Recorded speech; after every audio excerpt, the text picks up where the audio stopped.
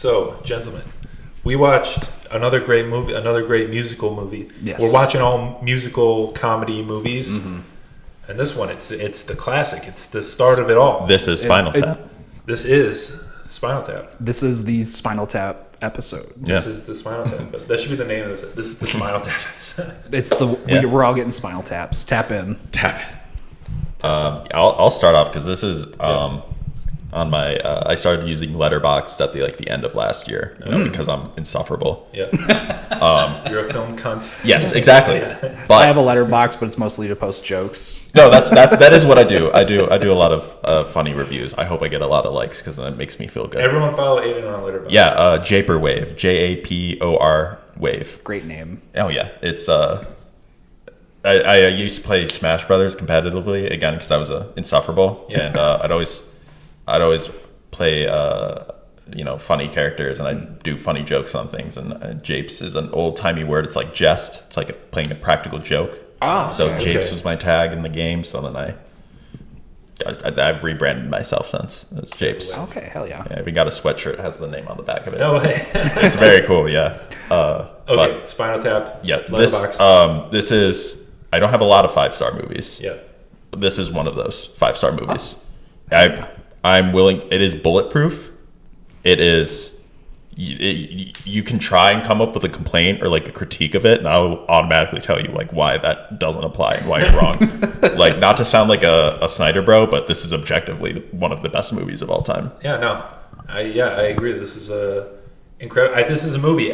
This is the Definitely movie. You heard it here first. I've always heard about this, and I've always heard like this is like one of the best comedies. Yeah. This is the start of it all. Like It was the start, of the mockumentary. It was the start. 100%. Everybody, like every comedian that like I was a fan of said like this is the movie, and so I always wanted to watch it, but I never got around to it. Yeah, same. Up until like a month ago, this theater I go to, they were doing like a special screening of it, and so That'd be good. That'd be good. Yeah, it was a good time.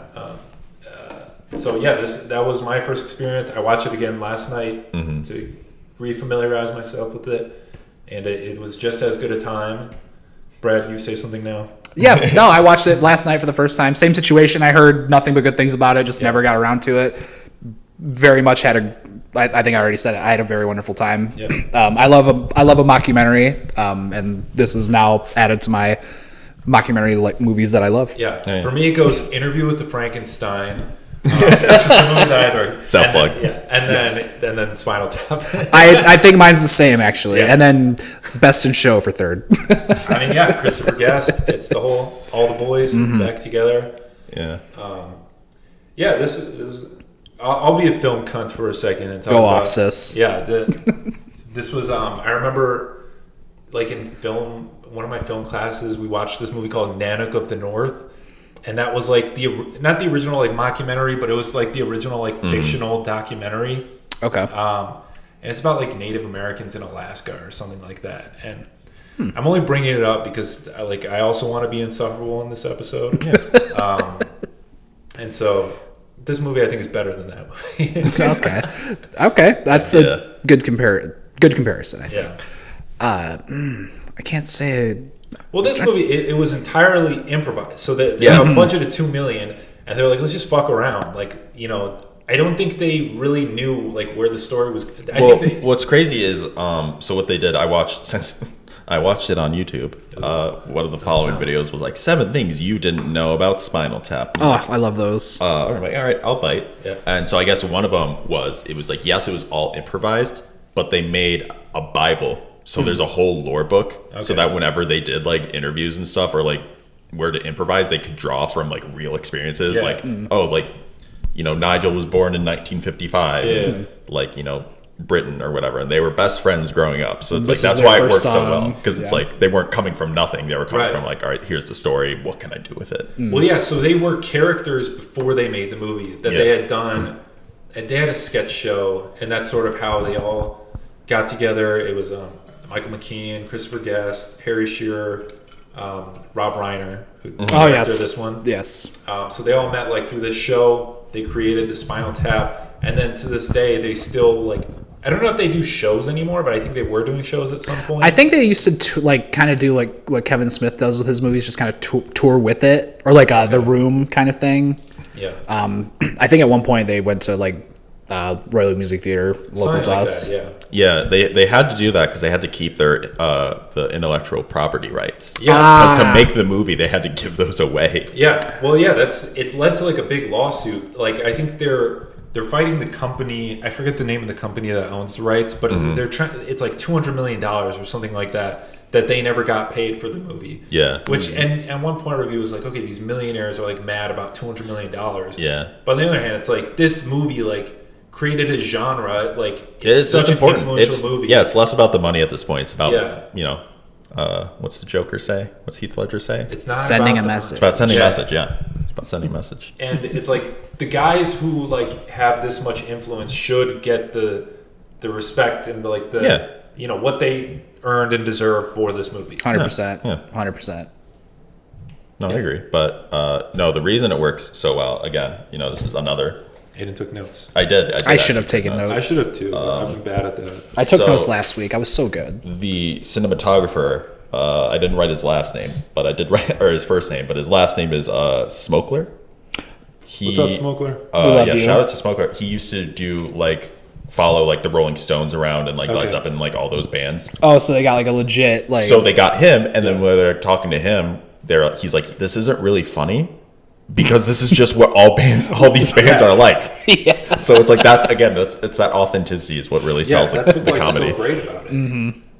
And like you can see them like laughing in it, Yeah. but it makes sense like within the story that they would be laughing at the shit that they're saying. That's what bothers me so much about like shows like The Office or something. It's like right. It's like how is no one finding this humorous? But nobody like laughs about it. It's like no, if this is supposed to be funny, people like this would if somebody said this in real life, I would laugh. Mm-hmm. Yeah.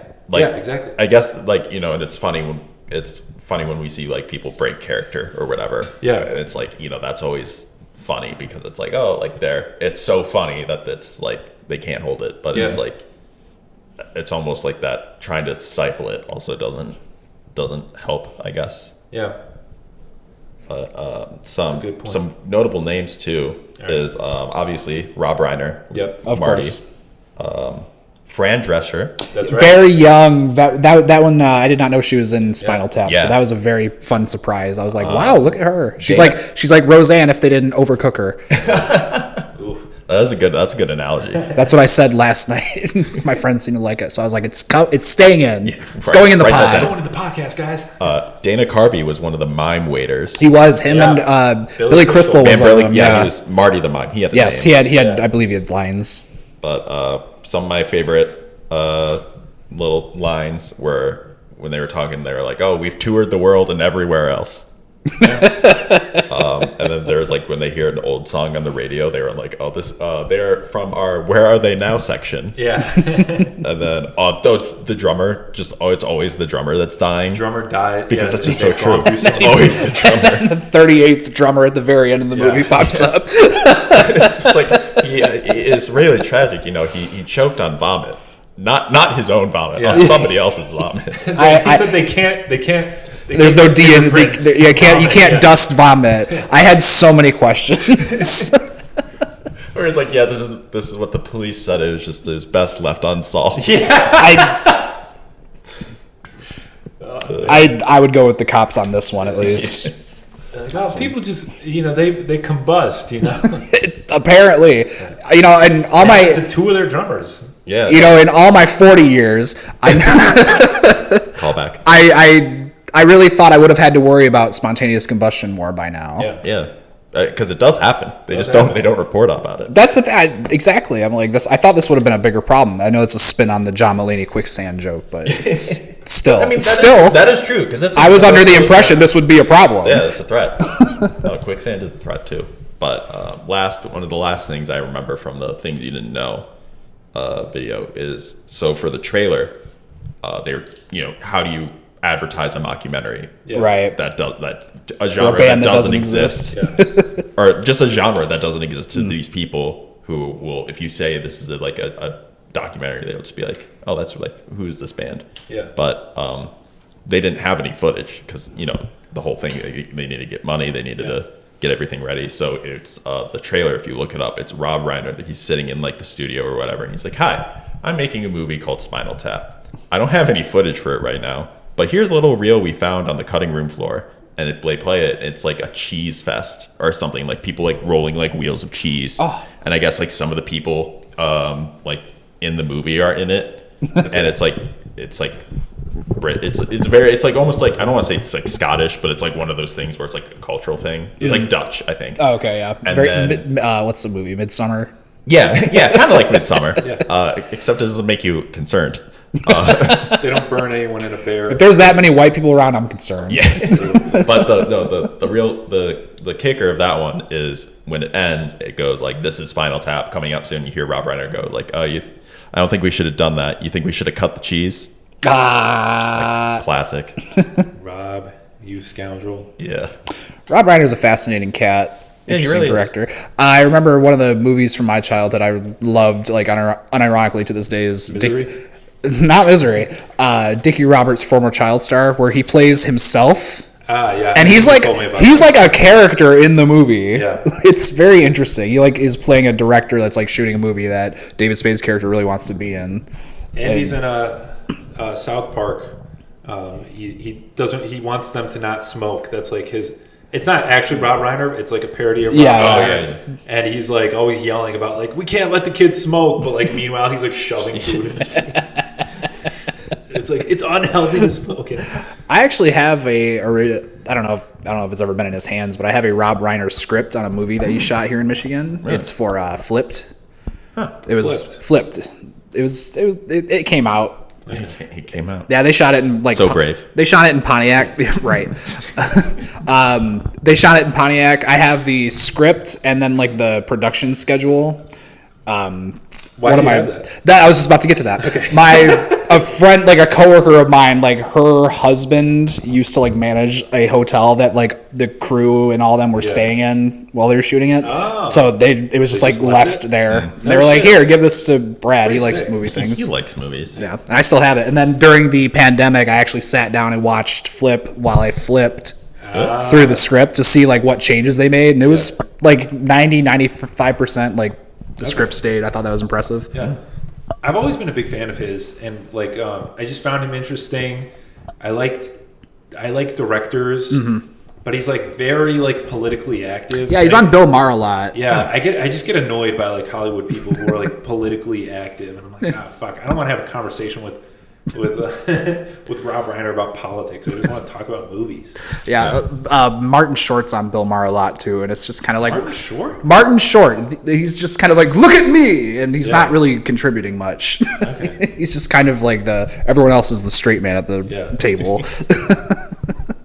I guess Rob Reiner, he got his real star power to like sell the movie. He was in All in the Family. Yep. That'll do it. And that was another thing I didn't know. Yeah. According to the YouTube video. Yeah, I mean, and then he went on to direct How Harry Met Sally, Misery, other movies which I can't think of right now. He's done a lot. He's definitely just done a lot of movies. Christopher Guest went on to direct movies. He married Jamie Lee Curtis, so I think he's just chilling with that yogurt money. That Activia. Yeah. That Activia bank. I bet he's really regular. Christopher Guest? No, well, whoever married Rob Reiner married Jamie Lee Curtis? No, Christopher Guest married Jamie Lee Curtis. Oh, well, yeah, I bet he's really regular too if he's eating that much yogurt. Yeah, probably.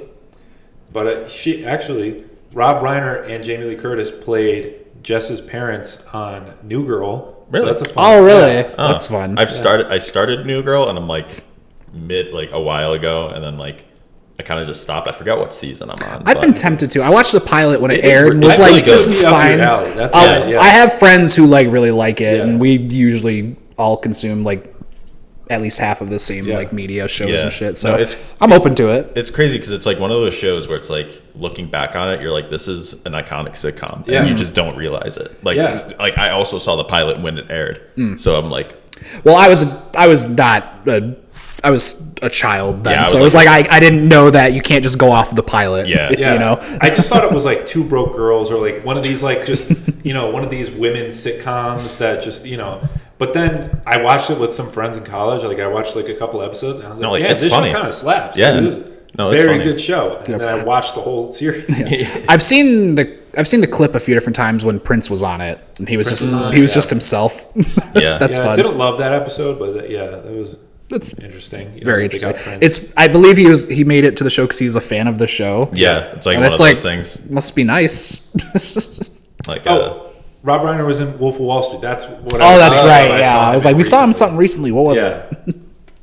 Yeah. I saw Leonardo DiCaprio apparently said, speaking of Wolf of Wall Street, is that that is part of a trilogy. Yeah, about, like his rich people. About like rich people and success Yeah. in like America, and so I'm assuming you've seen it, so you know what the other two are. But would you like to guess what the first and second movies are? A trilogy of rich people? Yes. Yeah. The hint is they star Leonardo in some capacity. You haven't seen one of them. I know that for a fact. Okay. And they're all fairly recent. Yeah. Right, that's what I'm thinking. Oh my god, why am I blanking on these Leo movies right now? Because he did that one with like Scorsese or something that just came He's out. done a lot with Scorsese. Mm-hmm. Yeah, but there was one that came out like in the past year. Yeah. Some Killer moon, of flowers, Moon. moon something. Yeah. Which that actually looks really good. What Brad thinks about that? I'll talk to you. Oh, yeah. I would say this is gonna take a minute. I remember when I was reading about it, I was like, I don't give a fuck about Scorsese anymore. And it was just like Leo and Robert De Niro and like a Native American movie. And I was like, I don't give a fuck about any of this. But then I saw the trailer, and the trailer goes really hard. Yeah, no, it does look very Yeah. good. I really liked Once Upon a Time in Hollywood. Yeah. It's another DiCaprio movie. That's not one of the movies. Yeah, no. But I loved what they did because with that movie specifically, because they like put him over Steve McQueen in The Great Escape. Yeah. I just thought that was really cool. Yeah, dude, that scene confused me so much because Yeah, I was like, I know Tarantino hates CGI, so I was like, how the fuck did he do this? Yeah, no, I saw a video of how somebody like on YouTube, like, this is how I would do it. So I don't know if it was exactly how he did it, but it's a lot of work. So it's I have a lot of respect for however he figured that out. But yeah. So Okay, I truly this is just a best guess. Yeah. And it's still not my best. all right. Catch Me If You Can and Growing Pains. So no, but I feel like Catch Me If You Can could be a good. Yeah, I swear I've heard, Candidate. I don't know if we've talked about this before. I have So- heard this like trilogy thing before. So the second movie is The Great Gatsby. Makes sense. The That's first the one you haven't seen. yeah. Yes, The yeah. first movie is Django Unchained. I mean, yeah. Was it Django Unchained? Yeah. Because he's Mr. Yeah, I he's guess. Mr. Yeah, he's Candy. Calvin Candy. Yeah. Yeah, these are all rich. Or just Powerful. about like power, like Yeah. Yeah. power in America. But that's yeah. just all his movies. I mean, That is true, Like, yeah. fucking The Aviator, like, same shit. No, like Yeah. the Catch Me If You could interchange a lot Catch of Me it. If You Can. Yeah. Yeah. He's yeah. good at playing, like, rich. Catch Me If You Can isn't more so of like him trying to get rich. Though. It's just him like just trying not to. It's a great movie. Well, I rewatched it recently. he's It's wormed a really himself good into Just trying to a make high it all position work. of power, you know. Yeah. So it's like I would call that Yeah. something. Good point. So, but That Leo fella, he's got a career. he really does. He's gonna do all right. He's gonna get all the 19-year-olds. I've been seeing, like, TikToks of, like, him and Tobey Maguire, like, in the background of, like, people at a restaurant or something like that. And Dude, I love I'm those. just They're I like- love that they're friends. They're childhood BFFs. Yeah. They've been in like movies together. Like they did a movie that I like. First Leo movie that he ever did with De Niro was called This Boy's Life. It was based on a book, and Tobey Maguire's in it for like a couple scenes. I don't think he speaks at all, but he's there with his buddy. Nice. No, the only other movie they did was Great Gatsby. Yeah. Yes, And it's the one you haven't seen. You're so committed to this friendship, you don't want to see that movie? I'm not part of the friendship. I remember you were really into when it came out because we went to high school together. Yeah. You were down for The Great I Gatsby love that movie so much. because we were reading the book in English, and it was like the only other time that's happened to me was when the Tale of Despero movie came out. I was in the is dumb an English old- class. We didn't read This that. we're really digging for this one, Yeah. but it was like same thing. We're reading the book in class, and it's like the movie's coming out. No way. Yeah. Yeah, I love that movie to this day. And that's the only book I can't think of another book that, like, I've read cover to cover since then. I can name a few. Yeah, but you guys probably, like, actually, like, I never I do. Yeah, Yeah. I do read. I like biographies. That's about it. I gave up on that. After high school, I was like, this skill will take me nowhere. Audio comprehension. I will say audiobooks are a big help for me. Yeah. But if there's it's not an audiobook, I will sit down and read it. I also I don't read consistently. No, me neither. I've been on the same book since 2021. It's pretty much if I'm not driving in a car or like a plane, and even then, that's if I don't want to watch a movie, which is rare. I guess that's a shame I'm leaving next week because I just thought of a good idea. But the guy who made Metal Gear Solid wrote a book, and it was all the books, movies, and music that inspired the games. Oh, that's fun. So there's a little media list at the end. So it's like I feel like that'd be cool, Yeah, like one of those movies. Yeah, I mean, we've been talking about doing a James Bond podcast, and I thought it would be fun to read all the books, as well as watch all the movies. Oh yeah, but I don't know if I'm going to be able to do that. I was to say I'm not down for that. I have a graphic novel of Live and Let Die. That's the closest I'm. Is it based on the book or the movie? It's based on the book, actually. I haven't gone through it yet, just because I'm in the middle of a different graphic novel. I'm reading The Mask Omnibus or whatever. Okay, gotcha. But once I finish that, I'm gonna get through Live and Let Die. Yeah, because it's drastically different. Yeah, I mean they all are. Yeah. After whatever. I mean, probably after Goldfinger, they're all just completely different, and then they just started making them up for the Daniel Craig ones, which sucks. Well, no, Casino Royale. Pierce Brosnan ones were made up too, I believe. Goldeneye and such. Yeah, Goldeneye was the first non-book one.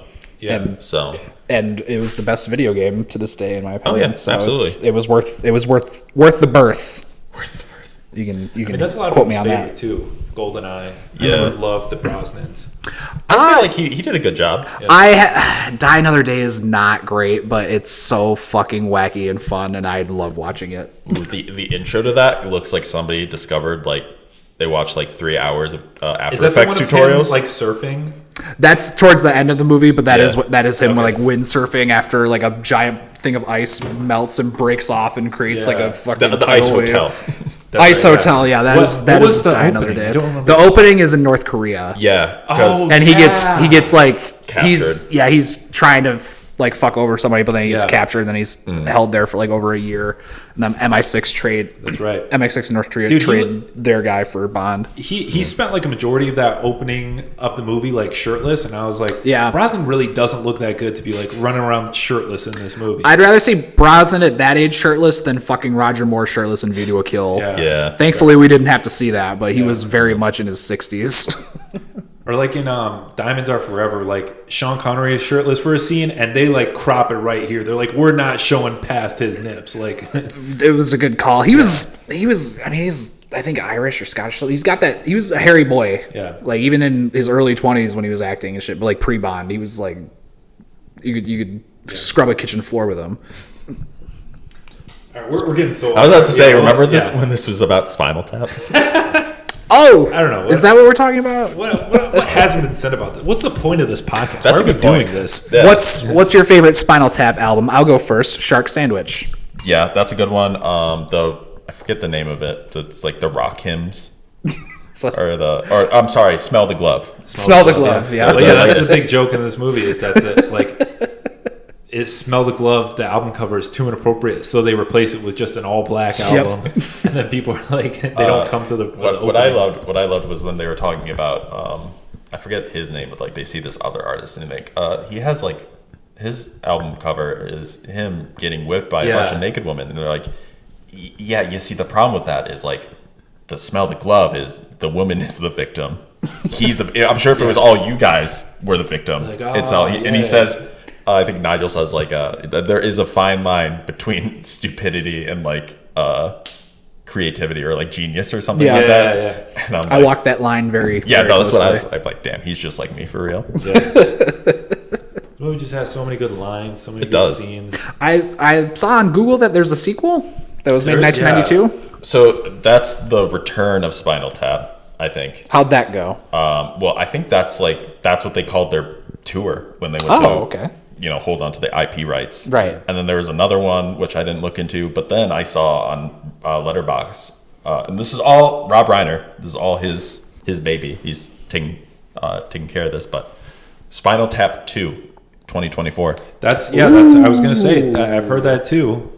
Who knows? Yeah. I think something that would be interesting to see, if they did a modern Spinal Tap, not necessarily like a remake, but if they did like a similar kind of story, would be if they did like a parody of somebody like Taylor Swift or like those like singer-songwriters where it's just the one person.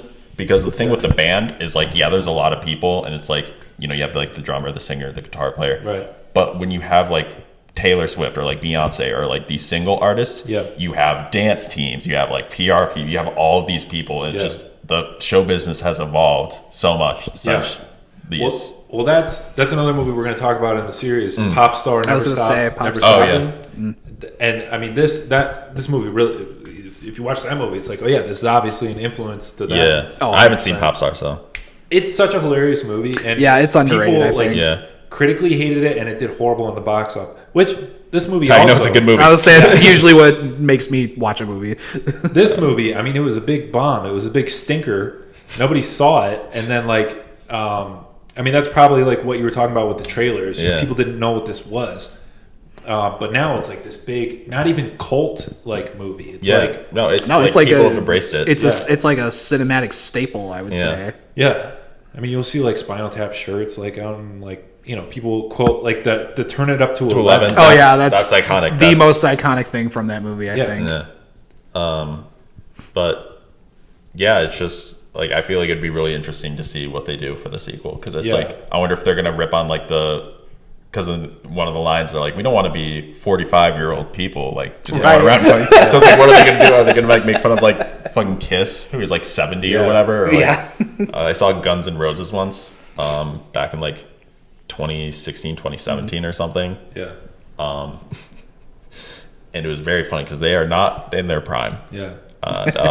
So it was like after one of their songs, they did like introduce the band members, and like Slash does a guitar solo for 5 minutes. You can see Axl Rose off to the side going like, poor guy. Like he was winded. Yeah. Needs an aspirin. I've been doing this for 80 years. Pretty much, yeah. No, he's not. At what age can we just start giving rock stars just like a chair?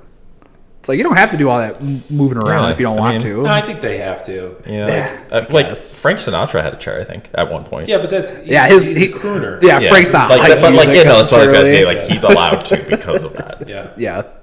Very good point. Speaking of which, I'm going to derail us. Yeah. The driving crooner has been like one of my favorite things to do lately. They're trying to steal it. They're trying to steal my idea. It's so stupid. It's just such a dumb. Oh man. No, I really liked from the latest. I think you leave it is the and again, this is a popular one, but I like it for a very. I would say it's popular for a reason. Yeah. The Pay It Forward chain. Oh, the 55 burgers. Because that was an idea I had when I was younger. Like, that's probably my favorite one. What if you just start a Pay It Forward chain and then drive around really fast? He stole that joke from you. That's got to be it. You know, I'm gonna let Tim Robinson slide because he is a Detroit native. Yeah, so that's true. He's cool. Did you ever watch Detroiters? I did, yeah. You know, Sam went to our high school. Yeah. Oh no shit. Yeah. Why don't they talk about that? That's pretty fun. That I only knew about Detroiters because one of our teachers said, like, "Oh yeah, you know, one of my students is making a show about Detroit." And I was That's like, "No crazy. shit." Yeah, that's very fun. Who was it? Well, we can bleep it out, or I'll take it out. It was the.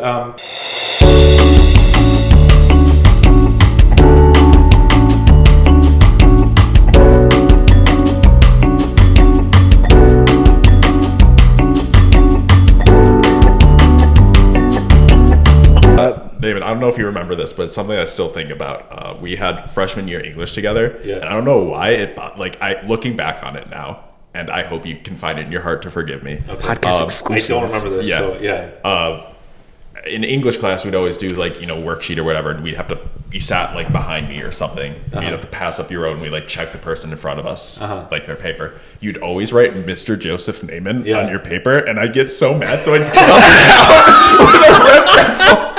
And I was like, what's this motherfucker doing? Put Mr. Joe Naaman. And I'm looking back, I'm like, that is so petty, and for what reason? Like, I had no reason to be that upset. I don't remember that, but that's very funny. I'm glad you don't, because I do. I respect the shit out of that, because I work remote, you know, regular office job, and I have one or two people who always start their emails with, it's never good morning or hello there. I hope this finds you well. It's never that either. It's good day. That's weird. I'm like, what the fuck is that? Are you Australian? I doubt it. Good day. Like, it sounds like something like that, where it's like, it's just that is just not, it's unnecessary. Like, bro, you're like, what, 13 years old, 14 years old? No, I remember why I did that, though, was because I used to call some of the teachers by their first names, and I thought that, like, I don't know, I was a piece of shit in high school, and so I was just like, you know, like, you're so high and mighty, you're a mister, I'm going to start being a mister. Hey, if I just said, hey, why do you do this? That sounds logic to me. And not really. But I was pretty retarded in high school. I did, you know. As most of us are. Yeah. I was just, But that's hilarious. I had no idea you were doing that. And I'm like, it's funny because like we get those papers back. So I was like, oh man, hopefully like he kept doing like, when is this motherfucker gonna learn that my passive aggressive crossouts mean he should stop doing it? Did you ever notice the crossouts? If I did, I probably thought the teacher was doing it, and that's even funnier. That's a whole new dimension to the joke because it's like now you got Mr. Davidson. Yeah, and if I knew that the teacher was crossing it out, then that's probably what made me continue to do it because I was like, if this is bothering the teacher this much, I'm gonna keep doing it. This has been a bit 10 years in the making. I was to say you're an agent of chaos. That's I'm glad we could reach this treaty. This in the podcast. I would say, please we'll use cut to this. We'll just cut to this. Yeah, that's hilarious. I love that. Is really funny. Shout out to Mr. Davidson. Yeah, at Davidson English. I don't know you, but you're cool. He was pretty cool. He was cool. Yeah. He like writes books now or something. I thought he always. Well, he always writes books, but I think like has he written multiple by now or something? Maybe. I think he's still at the school. Last I saw on LinkedIn. By the way, are you boys on LinkedIn? I am. Yeah. Okay. Well, LinkedIn is my favorite social media site. Okay. I'm hustling on LinkedIn all the time, so I'll be sure to add you all as a connection. I don't think I've checked mine in at least 5 years, you know, but I'll get the email. I get emails every day like so and so is waiting. Someone noticed you. Your cousin isn't your cousin named? We can cut this out too. Yeah. Your cousin Avery. He added me. I added him. He added you? Yeah. Look at that. I added him, I think. Okay. Or it's like, hey, like you might know this person. Yeah. As soon as I learned that it tells you when someone views your profile, I bailed. Oh, I was like, no. That's always scary. It's like, no. If I want to stalk people from high school, that's my business. Yeah. That's why you got to make the burner. LinkedIn account. That's at what point does making extra accounts go too far? That's a good point. For anything. It's gone pretty far for me. I have like 4 or 5 like fake Instagrams and YouTube accounts that are subscribed and like following all of our like our pages. So, but you know, I feel like that's fair. I would say that's not an uncommon thing we're doing here. So I guess I asked that because my girlfriend, she loves like those like clothing resale sites like, you know, Poshmark or eBay and stuff. And what she does is that she'll see something and she'll be like, I can get a lower price for this. So what she does, instead of messaging the person directly, hey, can you do like this amount? Yeah. She'll make burner accounts, send the absolute just like scummiest low ball answers or like low ball offers to the point where she annoys them so much that when she finally sends like her reasonable offer, they're just like, yeah, sure, take it. And I'm like, that's smart. That's brilliant. Yeah, no, it's genius. I'm like, I do eBay buying and selling quite a bit, and I've always wanted to figure out a way to how can I make my bids go up higher without me having to pay for it. Going off of eBay, I just got to get this out because I told my friends about it and like, you know, they cared, but like at the same time it's just like I need somebody to feel the same amount of rage I am feeling because go for it. I bid on something. It was like a Switch dock for like, you know, like for Smash Brothers. Oh, I have that one. Yeah, no, it's sick and I want it, but it's like I already had a Switch when Smash came out, so like I, you know, couldn't buy another one, and like the little controllers that come with it. Yeah. And so I'm like, I saw it. It was like a bid. It started at like $3. So I'm like, okay, it's obviously he did it because it's like going to go up. Right. So it's like starting low. So I put my bid in, and I could check it a few days later, and it's already up to like $50-$60. So then I put it in for 60. I'm like, all right, I'm gonna be the highest bidder. Like this ends in like 2 days or something. It's gonna be the highest bidder, and it's like, you know, keep getting outbid. So I'm like, all right, $68. It says you're the highest bidder, but your bid doesn't meet the reserve price. Do you know what the reserve price is? The minimum price they'll accept. Yeah, item. Like why? Like I get why. What's the minimum reserve price? They don't show it unless they're like, it's hidden unless the buyer discloses it, and the buyer didn't disclose it. So I'm like, why wouldn't you just do like a buy it now for like $300 or like a minimum starting bid at that price? Yeah, like it's like, and then of course, so like I'm not gonna bid anymore, and I'm assuming everybody else had that because I only got outbid by like $1, and then the auction ended and nobody won, and I'm like, oh fuck. Yeah, so I'm like. Yeah, that's stupid. Yeah. That should not have happened. No. Or it's just like, I get why they do it, because it's like people like, oh, I'm going to do like, if like they set it as like 200, like I'm going to do 400 because that's a lot of money, and like hopefully that'll meet it. So, but like, it's just so scummy. It's like if you, I told my friends, like, imagine going to the grocery store, asking the owner how much a watermelon is, and they're like, I don't know, you tell me. And they're like, 150, and they're like, well, you're right, but I won't sell it for more than $6. And I'm like, sell it for $6, like $6 or $6. I have $6. Yeah. Yeah, that's some horse shit. I'm sorry you had to go through that. You know, it's all right. eBay's the Wild West sometimes. It really is. Yeah. All right, let's finish this conversation Yeah. after we're done, so that whoever is editing this has an easier time. Spinal Tap. Yeah, it's one of those movies that everyone loves. No, It's a classic. 10 out of 10 movie. 10 out of 10 movie. Brad, what do you give it? 4 out of 4 L's. I'm sorry, 11 out of 10. The joke is right there. His is better. Right Look at that. Mine was a callback, but his is glad you got it. actual It's callback to the film we're discussing. My letterbox review for it is shit sandwich. It's pretty good. Yeah. All right, but yeah, no, Yeah. this is Spinal Tap. That Was, and this is Paradizo Boys film, talking. Boys, This is podcast, Spinal Tap. Boys. Spinal Boys. Spinal, We'll see you guys next time. Big peace. baby.